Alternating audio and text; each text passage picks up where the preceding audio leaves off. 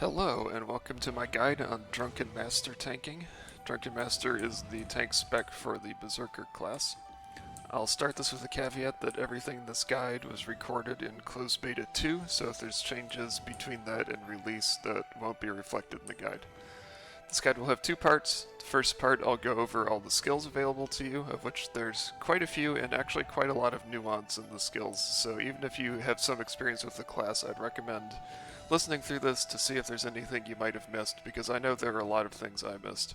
The second part, I'll talk about some specific techniques for dungeon tanking. Alright, so let's jump right into the skills. First up, we have our left-click Wind Cleaver. It's a simple 3-hit combo, where the third hit deals twice as much damage as the first 2 hits, so you generally want to complete the entire combo rather than stopping in the middle if possible. The only other thing this does is it gives you stacks of Terror Wind, which will speed up the charge time of your right-click Cloud Rippers up to 3 stacks. So, in general, one combo of this maxes out your Terror Wind stacks. Cloud Ripper, 3 charge levels, and then you release. Again, it's a faster charge if you have those Terror Wind stacks. This also will grant you a small amount of shield for maxing out the charge stacks on it. You generally never want to partially charge this, it does too low damage and takes too long. So in general, your basic combo when tanking, left click 3 times, right click 1 time at max charge. This will be decent DPS as well as granting you shield every time on the Cloud Ripper. Your next skill, Drink Up, is an important one for generating aggro, because just left clicking, right clicking, you won't be able to hold aggro against good DPS players. Drink Up is just simply a single target aggro skill, does a small amount of damage but a lot of aggro. Uses your intoxication resource, which is at the bottom of your screen here. So you just throw that, it has a range on it, so if there's a mob away from you somewhere, you can just chuck this at it and get some aggro generated. The counterpart to this is Light Smash, which is an AoE aggro generator. Very similar to your Drink Up, spends 1 intoxicated point, generates a bunch of aggro, except this one's a ground targeted AoE you can throw wherever you want. It's important to note that there is a trait in here, Drunken Feiguang. If you use your Drain It, that's a mistranslation, that should be Drink Up skill, then your next Light Smash doesn't actually consume any intoxication. So your general aggro generating combo, I have it on 1 and 2 here, is alternate Drink Up and Light Smash, because your Light Smash won't use any intoxication. You just alternate them and that'll generate a whole lot of aggro extremely quickly for very few resources. If that isn't enough, your final aggro tool is called Drink. That's just a straight up taunt. I have that on my R key. If anything is attacking somebody else in your party, you just hit that and it's forced to attack you for a period of time, as well as giving you a ton of aggro on that target. That's here in the passive. If you taunt an enemy that's currently attacking somebody else, you get almost 5,000 points of aggro. So, now that you have the mobs on you, how do you survive them? You have a whole bunch of tools for tanking damage. The bread and butter of these is called Headwind Style. That's a channeled skill, and as long as this is channeled, you have 20% damage reduction for anything hitting you. Now the other benefit of this, let me get this dummy hitting me here, is whenever something hits you while it's active, you deal damage back to that target. You can see the damage popping up there. You also have a small chance of healing yourself whenever something hits you in your active in the stance. There you go. You saw the 439 pop up. That was a procced heal from an enemy attacking me while I was in Headwind Style. Extremely important tool to use, especially fun to use in giant AoE pulls in dungeons. You just hit this and just your entire screen fills up with damage numbers reflecting all the damage to enemies that are hitting you. The final part of this skill is after you are hit, you can activate the skill again for a counter strike that leaves the stance and knocks down surrounding targets. That's what it says it does at any rate. In practice, that's effectively useless. Extremely useless against bosses, mostly useless against trash because they all have the golden shell protection, which just doesn't actually reduce their golden shell at all. So the knockdown doesn't really do anything. It doesn't do any damage on that counterattack. All it does is trigger the knockdown. So you honestly don't even want to use that because it's just animation time you could be using for something else. Just go back in your damage combo when Headwind Style runs out. Beyond Headwind Style, you have a whole bunch of cooldowns for survival. Awakening from the Dream, Drunkenness of 1,000 Days, Rage of the Mountain. These are long cooldowns, 60 seconds, 150 seconds, 110 seconds, that are all mitigation. Awakening from the Dream gives you 20% damage reduction, also breaks crowd control.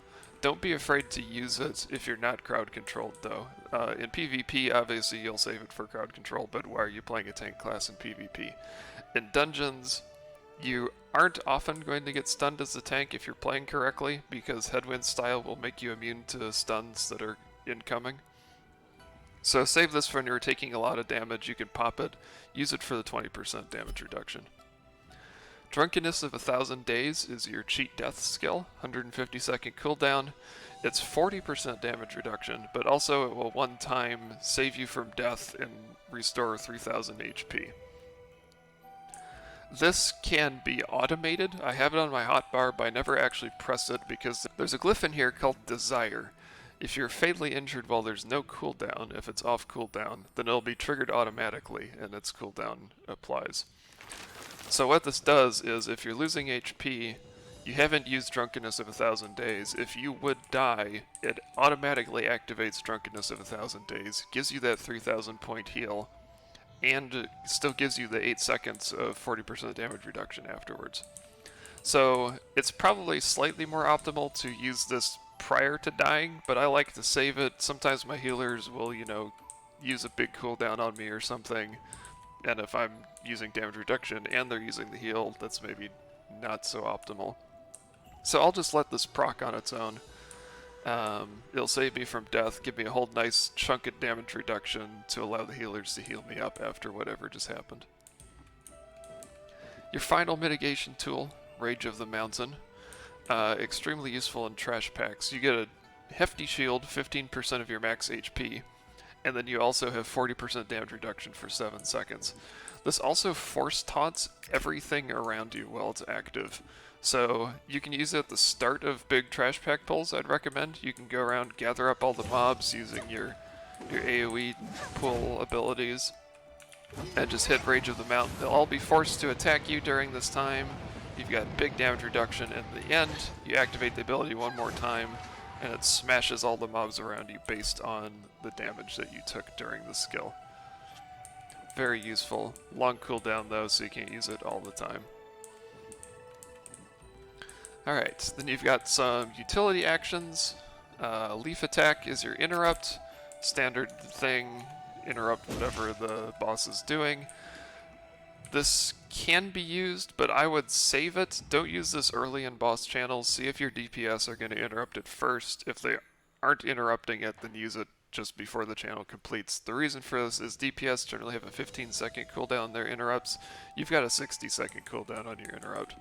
So let them do it if possible. You can hit it if they're bad and not hitting their interrupts. You've got your dodge. Every class has this. Then you have your stun, Surging Shore. This is useful for reducing golden shell on bosses. I would pop this on cooldown against bosses.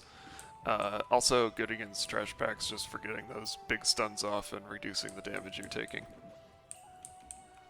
They've got your movement skills here. Meteor Shower is just a dash. Also stuns the target when it hits, but just useful for getting around. You know, the boss just jumped away from you for some mechanic. You can dash to get back to it. Wind Gliding is my favorite tool for picking up giant trash packs of mobs. When you use the skill, you just run around really fast, swing your sword, and this will damage everything that you run into while you're moving. So you can hit this skill, run into a room, just run through all of the mobs. It'll put a hit on every mob as you go through it. and then you can continue generating aggro from there. But it's a great way to get the initial damage on all the mobs. Now we get into the complicated stuff of this class and why Drunken Master is so fun in my opinion. So this skill, Rainbow Shadow, when you activate it, it summons a phantom clone of you on the ground. This does a number of things. One, small mobs around it in the circle will be pulled towards it. Everything there will also be aggroed onto the phantom. And the big feature of this, damage dealt to all targets within 5 meters is increased by 6%. This is a party buff, this isn't just for you. It puts a debuff on the mob. You can see up here, armor breaking 6%. So as long as there's a phantom up with the mob in the radius, everybody in your party is doing 6% more damage. This is huge. You want to keep this up on bosses all the time. Have a phantom active as much as possible for that buff. You'll also notice that summoning the phantom puts a 10-second debuff on, and then it'll periodically refresh the debuff, like it'll go back up to 10 again. So even after the phantom disappears, if I get rid of it, it'll still be on there for up to 10 seconds, so you have some leeway before you have to summon another phantom and get that buff to refresh. Now, Phantom Return is your pull ability. Any small mobs in the area of your phantom will be pulled to you when you use this ability. So I can't show it in the dummy since it's an immobile large mob. But if you summon a phantom, there's a whole bunch of mobs in the area of the phantom. Using Phantom Return will yoink all those mobs to you. It also gives you a shield, and the shield is based on the amount of damage that the mobs have dealt to the phantom before it expires. So this is used all the time in dungeon trash pulls. You've got, like ranged mobs chilling over here while you're fighting melee mobs over here, or, mobs ran off to attack your healers or something. Drop a phantom over there, pull the mobs into you, and then start generating some aggro on them. Call of the Wolf is another important cooldown skill you have. This is a team-wide 8% damage reduction for 15 seconds, but more importantly, it's a team-wide 10% damage increase for 15 seconds. So this can be used defensively. If your raid is taking a whole lot of damage and you help out your healers, you can use it defensively. But I'd actually recommend, if you can, to use this offensively. When you're on a boss, the golden shell breaks, everybody's got free DPS time, boom, pop your Call of the Wolf, everybody's doing 10% more damage for those 15 seconds. Really helps for burst phases for your group. The other benefit of this, during it, you get 350% more shield from your Cloud Rippers. So, normally you just get a small chunk of shield on your bar when you finish the Cloud Ripper. While this skill is active, you'll get a huge amount of shield. Great way to survive on trash pulls, as well as killing the trash faster. Now the final skill here, and this skill requires almost more talking about than all the skills before it, is Windrider. This is more advanced, and it took me a while to figure out how to really use this effectively, but it's an incredibly useful skill for the Drunken Master toolkit. It's a toggle. When you turn it on, it gives you 20% more physical attack, but 30% less aggro. Now notably, this does not decrease your defenses at all. I thought it did initially and wasn't using it. I was like, oh, it's some DPS stance. I'm not ever going to use this while I'm tanking. It doesn't. It decreases your aggro generation, but it doesn't decrease your defense. It just gives you 20% more attack. It also has a whole lot of other effects built into it. The first and foremost of those is your Cloud Rippers now charge up to 4 instead of 3, and they do quite a bit more damage than the 3 charge. You can see I'm doing about 2,000 damage, 1,800 to 2,000 damage on a Cloud Ripper, when it was about 1,000 outside of the skill, so almost double the damage. The next thing it does is, if you have an active Phantom, and you use Phantom Return, normally this will generate shield for you, but when you're in the Windrider stance, rather than generating shield, it'll do a good chunk of damage to the target, about 2,000 damage to the target that you have selected when you pull it in. So you can suddenly use these for even more burst damage. So because of the drastic changes to how your toolkit works with Windrider, that also changes your play pattern quite a bit. I mentioned earlier that your standard combo for tanking bosses is going to be 3 left clicks and a right click. That's not actually true while you're in the Windrider stance. The reason for doing that normally is to generate aggro as well as giving you some extra shield off the Cloud Rippers. But in Windrider you're losing so much aggro anyway, and your Cloud Rippers don't generate shield, period.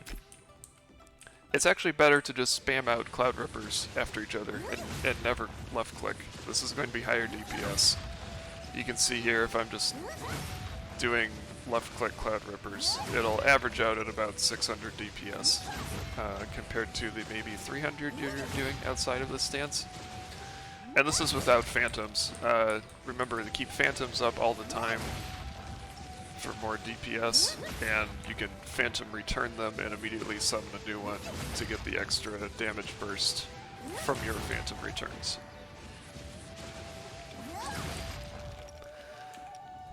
It is important to note if you're playing in action combat like most people that the phantom return in Windrider stance will actually only damage what you have specifically targeted with tab target. It won't damage what you're looking at. So make sure you have your enemy targeted. I can demonstrate that here. If I don't have anything on, and I'm standing at looking at the stake and use Phantom Return, it doesn't actually do anything. I have to specifically target it and then use the Phantom Return and it'll do the 2,000 damage. You will generally want to begin encounters outside of Windrider state. Generate enough aggro to be comfortable. Check your aggro meter and you'll want to be at about maybe 200 to 300-ish on the threat monitor. And then jump into Windrider, start doing big DPS.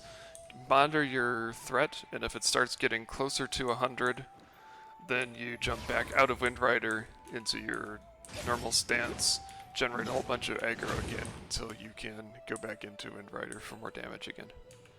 Alright, so that was all the skills. Now let's quickly go over Astral Blessings and glyphs available to this class.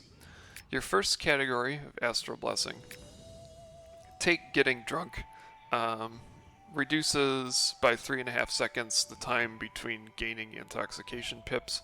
This is incredibly useful. The other option in this category, I don't even know what this does. It says the next Rainbow Shadow is not used every 25 seconds, but all the Rainbow Shadows still cost intoxication with it active. All the Phantom Returns still destroy Rainbow Shadows when you use it. I honestly don't know what this glyph does. If somebody knows, put it in the comments, but I would never use this. Getting Drunk is just too good. Your second category, I highly recommend Drunken Fagwang. I mentioned this earlier. This makes your light smashes not cost intoxication after hitting Drink Up. So it just gives you a sort of 1-2 combo for 1 intoxication. Your other options, this restores 3 edge points, which is so hilariously pointless because of how fast edge regenerates on this class that you would never use that. This one just deals 30% more damage and aggro on Drain It. Not useful. You'd better off have the Light Smash, which effectively doubles the damage of Drain It since it makes the Light Smash free.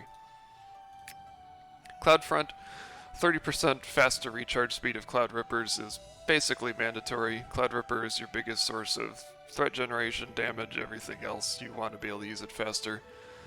Wind Searcher is cool. This is probably a PvP thing. I would use this if I were for some reason playing tank in PvP, but that game doesn't support it, so I don't know why this exists. Next category, Heroically Into Battle. This passive is great. If your HP is less than 50% and you're using Headwind, the procced chance to heal is 15% better. This just gives you more heals when you really need it. The other option here gives you more intoxication while stuff hits you in Headwind stance. This is good on trash pulls, when you may want more intoxication for more pulls and phantoms. Would never use it on bosses. So I definitely recommend Heroically Into Battle. Final category, you've got 2 options that are both pretty good actually. This one gives you a big cooldown to two of your long cooldown skills, Drunkenness and Rage of the Mountain. But I prefer Quiet Counterattack. What this does, if you cast Headwind and block a skill within 0.7 seconds of the start of it, it reduces damage by 5% for the remainder of the entire Headwind. And also gives you some edge back. So if this active, if you time your Headwinds properly on mobs' attacks, you can basically maintain edge forever. You know, I can just Headwind, trigger it again,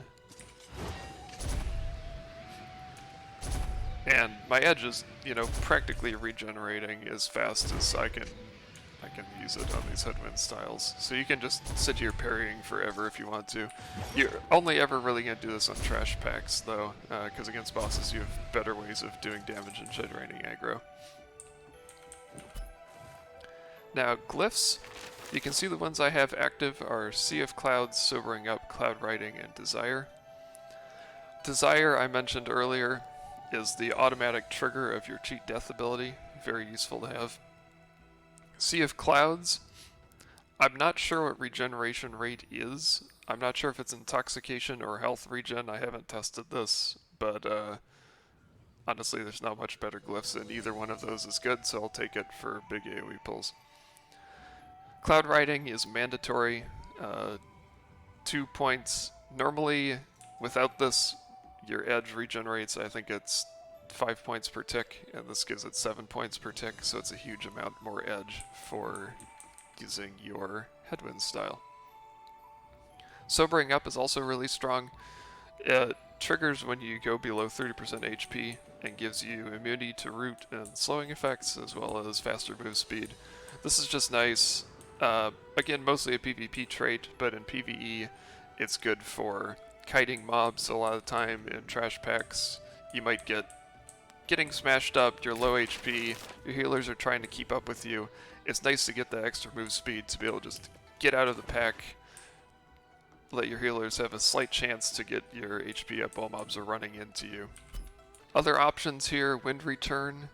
I use this on DPS spec for Slayer. What this will do is after you use your shift, your dodge, your next left click will charge you forward to the mob. I haven't had issues maintaining uptime on tank ever, so I don't use this on that. Wind Silence uses the feature of Cloud Ripper where you can use shift to do small dashes while charging it. It just gives you 4 instead of 3. But that's basically useless because Cloud Ripper also lets you use your big dash, your meteor shower, while you're charging it, so why would you need your small ones? Pretty pointless. Other glyphs, Returning Swallows. This is worded a little strangely, but what it means is if you're not in Windrider state, using Phantom Return gives you 2% of your HP back. That's cool, I guess, but 2% of your HP is such a small amount, and your Phantom Return has like a 5-second cooldown. That's pretty minimal healing. Your healers are going to be doing way more than that.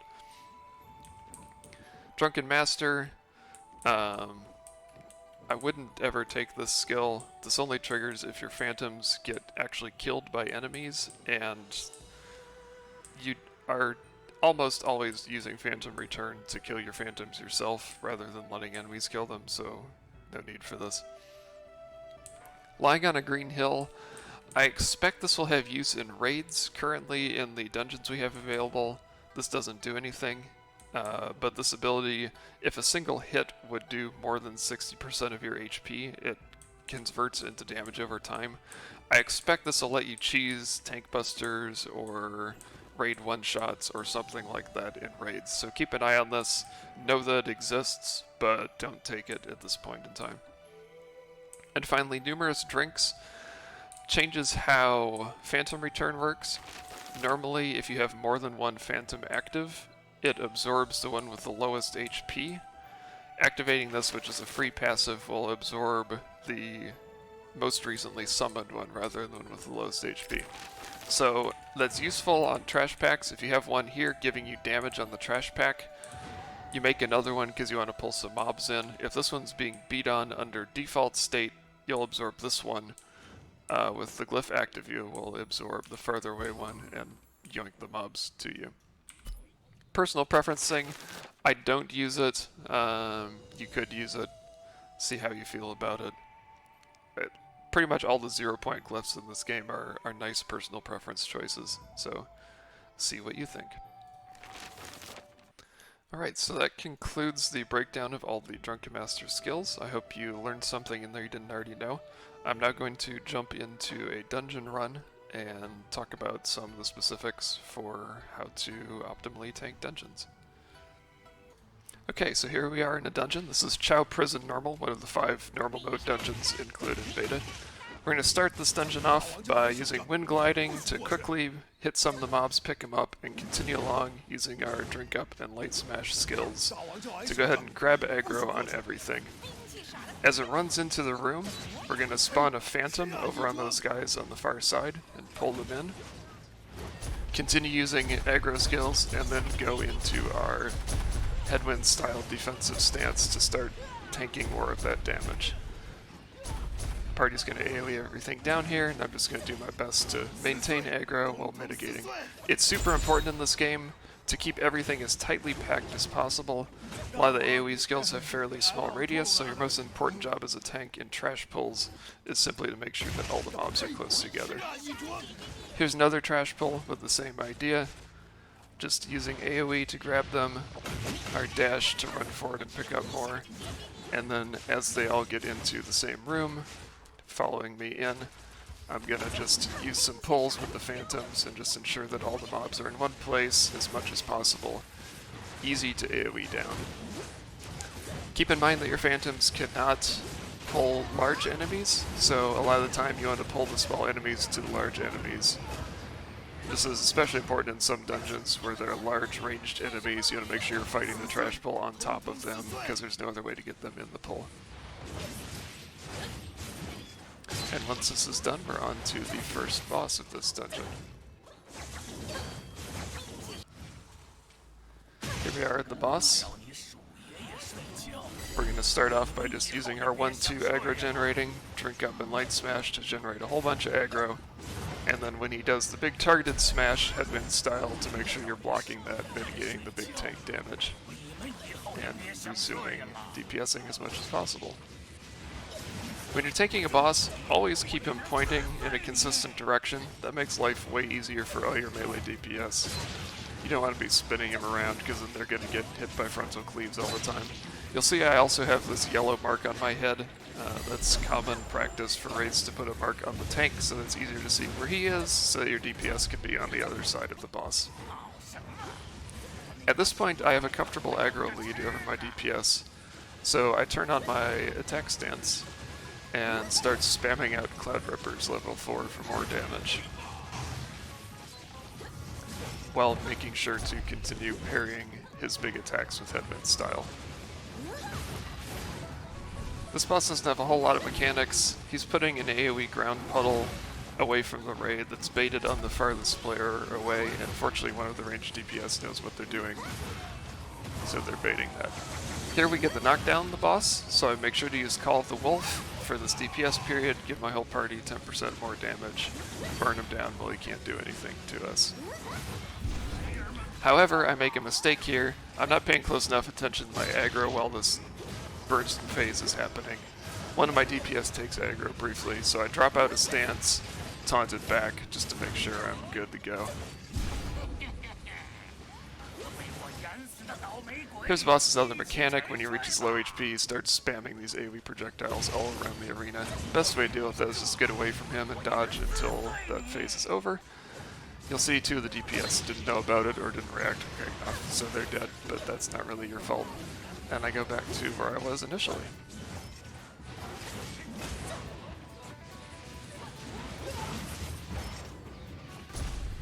Continuing to parry his big attacks with headwind style. And he's just about dead. I'm moving around here because the ground AoEs got a little bit awkward, and they were placed close enough to me, so I had to move the boss out of the ground AoE. And there's the first boss done. I'll show you one more trash pack coming up here. Again, running through, hitting all the mobs as much as possible. I'm throwing my light smash to all the mobs around in this room to pick them up. In normal modes in particular, you can generally AoE entire rooms of mobs like this. In hard modes, you want to be a little bit more cautious because the mobs do a ton of damage to the tank. In normal modes, it's pretty safe to just group up as many mobs as possible, AoE them all down, and you're good to go. There's some fatty headman style reflects, you can hear the noise, that's always satisfying. And there's a couple players in this party doing good DPS, so they're keeping up with it just fine. Skipping over some more trash packs, we're going to come to the final boss of this dungeon. This boss is really interesting in a couple ways because there's one mechanic that is an incredibly damaging tank buster. You absolutely need to parry it with headwind style. In normal mode, if you miss it, and you'll see that happen one time during this fight, it's punishing but not outright raid wiping. In hard mode, it'll just kill you if you don't parry it. So I do a 10-second countdown, give my DPS some time to get ready, and then call the boss, generating a bunch of aggro as much as possible. There's the attack Chained. This is the one that you have to parry. The first hit of this stuns, and then the following attacks do more damage if you're stunned. So if you parry it, you don't get stunned, and you take almost no damage from the attack. If you don't parry it, you'll get stunned, knocked down, and then take probably over 1,000 damage per hit following it. End up at very low HP. Again, parry that with headman style. Here's the boss's other mechanic. She turns the floor to ice, and you have to periodically jump or else you get frozen. This is where I screwed up in a little bit here during this ice phase, making sure to continue parrying the chained attack. This also frontal cleaves, so try to point her away from the raid, but she teleports around, so it's not always possible during this phase. You'll notice I'm also keeping up phantoms on her as much as possible for that debuff. So right here, I screwed up, I didn't jump, I got frozen, and I wasn't able to parry chained. And you can see how low my health gets, almost 3,000 HP left only. In hard mode, that definitely would have killed me, and then probably would have been a wipe from there. I'm in my DPS stance here. I switched a while ago because aggro was good. Continuing the parry chained every time it happens with headman style, but other than that, just DPSing with my level 4 Clad Rippers as much as I can.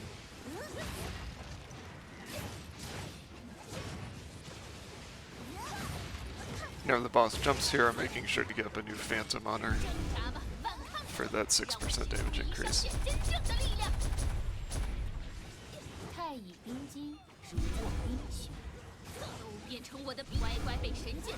There was a skill that was interruptible, I went ahead and did that because I don't trust my DPS at this point.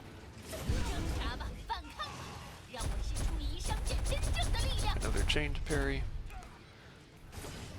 And the boss is dead at this point. We had okay DPS in this group. It's about better than you'd expect from a random normal dungeon. Not as good as it could have been. So I hope this guide was helpful. If you have any questions on how any of the skills interact or other tips for tanking, I've been a main tank for a number of guilds in previous MMOs and have quite a lot of experience with it. This game works differently in some respects, same in other respects, but I hope this guide was useful to you. You can contact me on Reddit or Discord with my username being Tordana0001 if you have any further questions. Thanks.